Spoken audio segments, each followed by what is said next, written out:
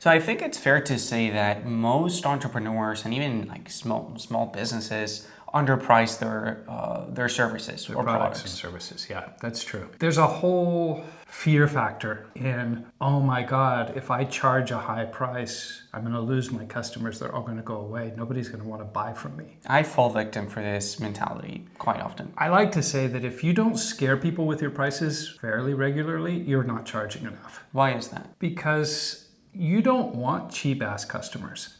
You want the good ones. You want the ones that value what you do and are willing to pay for it and can pay for it. Because it's not always about willing, because there are a lot of people that would be willing to buy a Lamborghini, but they can't. Well, if you're selling tiny little economy cars at the budget is lowest price available on the market, well, you're not going to attract the people that can afford a Lamborghini. That makes sense. And it's not that that's not necessarily an okay strategy.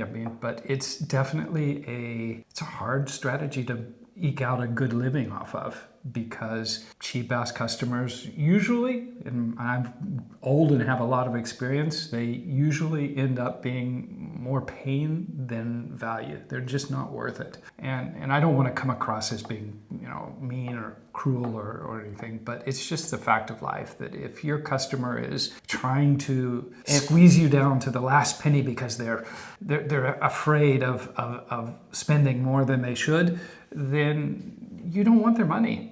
Don't take it. Don't let them go somewhere else.